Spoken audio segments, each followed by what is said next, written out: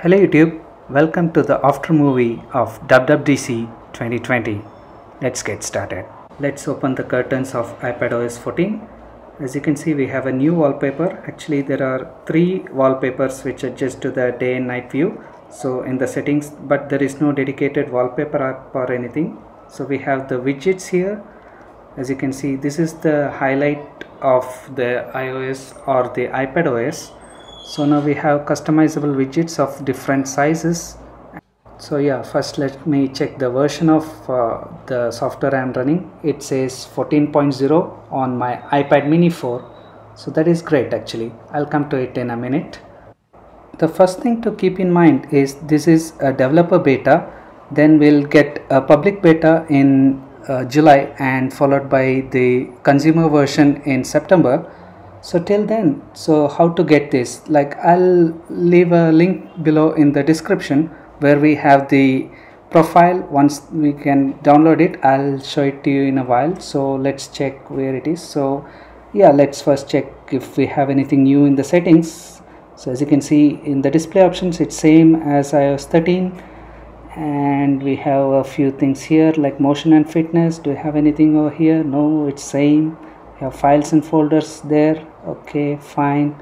I guess there would be some improvement there. Okay, so let me find you the thing. So these are app clips, which are temporary applications which you can use it without installing the application.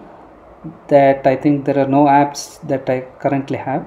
So here are the profiles which I told you. So this has to be installed and once this is installed, you can directly download the OS from the updates. So it's kind of simple. So I'll leave a link in the description below so you can find that. It's pretty easy, and do it only on your secondary device or something like the iPad, so that if something goes wrong, so nothing to worry on that. So let's dig in a little more deeper. So as you can see here, like I'll change it to bigger. So as you can see, the icons, they are like iOS now, and the widgets, they appear in a separate place. So I kind of don't like this, like I like the previous arrangement. So let's get back to that. Yeah, so the more, yeah, this looks much better here. We have something called as smart stacks, as you can see here. So these things changes according to the time and like the app that we use at that particular time. So it shows depending on that. So if you are using some music or messaging app at that particular time, so it shows up there. It's kind of cool. And music app, it's slightly redesigned. And then we have the battery application. So let's add something like, let's bring in the AirPods. As you can see, it shows all the battery status at one widget. So as you can see here, it's kind of useful. So if you have multiple devices in the ecosystem, so press and hold anywhere on the home screen to bring this jiggle mode. So once it's there, so you can rearrange the applications as before, like in the previous things. And also like we can change the widgets, like we can remove them, add them. So let's try to remove this. It's not happening. Maybe like it's buggy, like it's first version. Oh sorry, like I need to click remove here. So it's gone now. So what you can do, yeah, you can try to move it here, but for some reason like it's not working. Maybe on iPadOS it's not allowed to put the widgets over home screen, or is it the first beta version which is not allowing? But I can see like on internet, like people have moved the widgets here on iPhone but not on iPad. So I guess it's not there for the iPad yet. So let's try turning off this once. No luck. Maybe like yeah, so these are the smart stacks again. So as you can see, like if I click on the new one, so we can have this is the main thing which is changed here. So we have this smart stack here, all the changing stuff, and we have the static ones. So if you want news or something, so again like we have a few different arrangements, like a bigger one, a medium one, and a small one, kind of like what we have on the Windows 10 or Windows 8, where we can arrange the particular widgets in different sizes. So it's almost like similar to that. So as you can see here, we have it in place now. So you can have a multitude of widgets on the left side. It's kind of useful for multiple applications to get the data in just one glance instead of going into the application. So let's check out photos. So we have a left side pane there, so just like on Mac OS, so that's kind of cool. Then let's check out some other applications like Safari. Okay, so yeah, like Safari is kind of overhauled as we saw in the WWDC.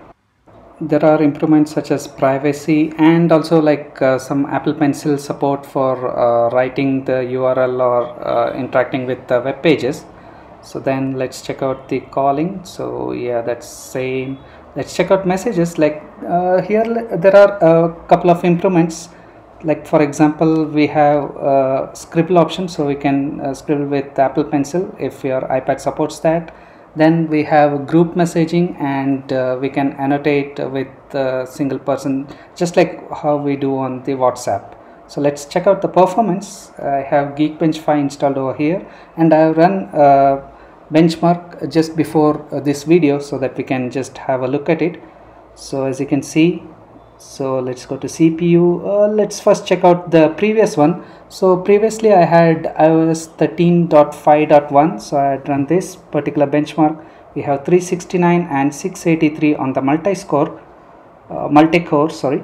So yeah, let's check that out in the newer one, the iPadOS 14. As you can see, the single core is same and the multi-core has increased to 690, which is great considering A8 chip, which is around 6 years old. It's really great. And yeah, the multitasking, it's same, so we can exit the application. That's again same, so there is no change in here. So let's check out the files application. Again, it's same, like we have a few options. Maybe not getting, yeah, like we have the file browser, like support for third-party application. Let's check out Siri. Which version of iOS are you running? You're running iOS version 14.0. This is kind of cool as it doesn't take the entire screen, so it's something like a Google Assistant now. Yeah, there is one more thing. Let's see, what is that? Oh, my mom is calling. Did you notice that? We just have a notification on top, not covering the entire screen now. It's really great. Now I'm just doing it for demonstration purpose. So as you can see, you can again access the call, or like just drag it up and it's fine. Moving on to multitasking, do we have anything new? We have the split screen view here. It's fine, it's similar to before iOS 13 or something like that. Yeah, the split screen view now, yeah, that's again like it's similar, so it's kind of functional and it's smooth really. iPadOS 14 on this iPad mini 4, it's kind of smooth. So as you can see, what are the new features that we get with iPadOS 14 from Apple's website. The new wallpaper as see here. Then what we have of files, we have some improvements, you can go through that. And yeah, like I have a 16 gig version, so I can't have multiple files or multiple apps, but yeah, it's fine. So then we have smart search, which was explained in WWDC. It's kind of cool. Then again, let's get back into Safari. We have any other new features that we can explore? Yeah, like we have Scribble, but the iPad mini 4, it doesn't support Apple Pencil. Otherwise, like we can just scribble the URL. So let me try that. Will it work? Some magic. Let me try. Okay, no, that's not gonna work. It's hardware related. So that's fine. And yeah, so again, like what we have here, something related to like most of the things, like if you have an Apple Pencil supported iPad and an Apple Pencil, like now there is a particular reason for it. And the best part here is all the iPads that supported iPadOS 13 is gonna support iPadOS 14. Even the 6-year-old iPad Air 2 or the iPad mini 4 with the A8 chip, so everything is supported. Hats off Apple for this. And thank you for watching. Peace.